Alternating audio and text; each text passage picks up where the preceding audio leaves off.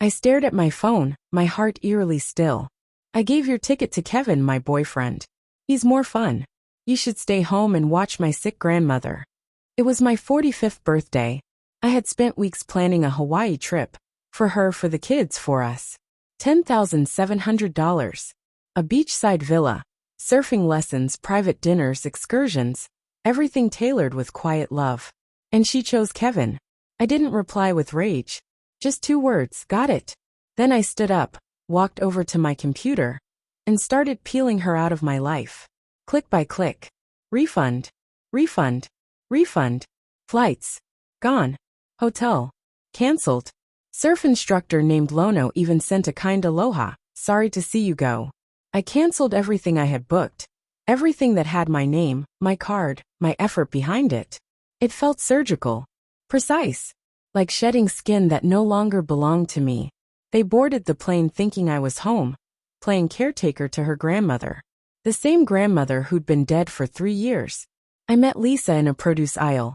She dropped a bag of oranges. I bent to help. It sounds like a cliché, but when she looked at me and smiled, something in me stilled. She was warm, easy to talk to, said she loved my calm energy. I was a CPA, steady, quiet. She was in marketing, flashy, full of spark. We balanced each other. Our wedding was simple. Barefoot on a beach, champagne and sand in our shoes. No drama, no warning signs.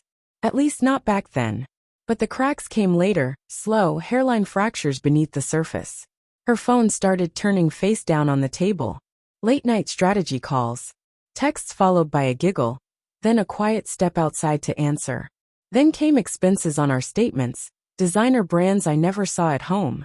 She was always packing for conferences. And came back smelling like bourbon and hotel soap. When I asked questions, she gave kisses. Soft distractions. She told me I was imagining things. And part of me wanted to believe her. Until I saw the notification light up, while she thought I was asleep. Kevin work Yellowheart.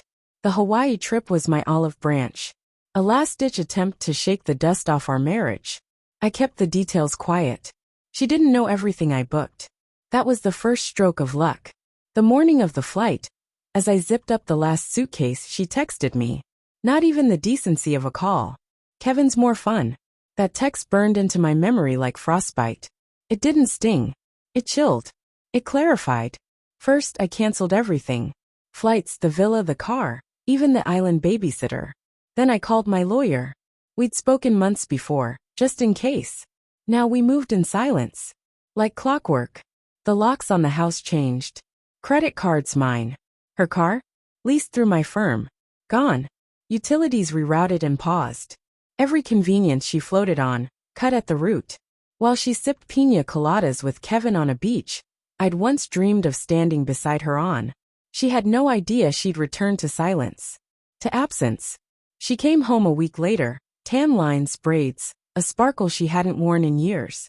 She walked up to our house like nothing had changed. But the key didn't work. From the upstairs window, I watched her jiggle the handle, knock once, twice.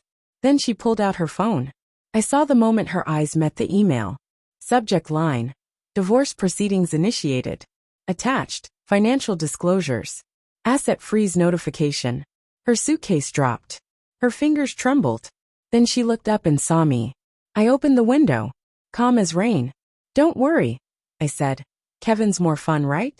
In the courtroom, she tried to twist herself into a victim. She cried, performed, like grief might make her blameless. But I had receipts. Literal ones. The late-night hotel charges. The messages. The photos a private investigator captured. Her and Kevin clinging to each other in a parking lot like teenagers skipping curfew. She signed a prenup when she married me.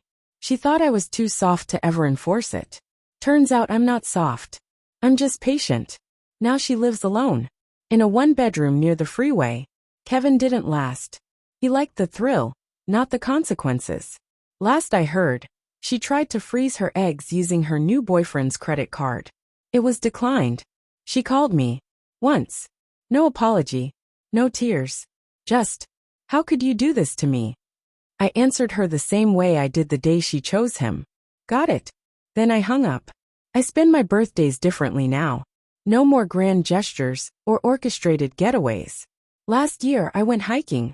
Just me and the wind. No lies. No masks. Just silence. People mistake quiet for weakness. They think if you don't shout, you won't strike. But I've learned revenge doesn't need to be loud. It just needs to be legal.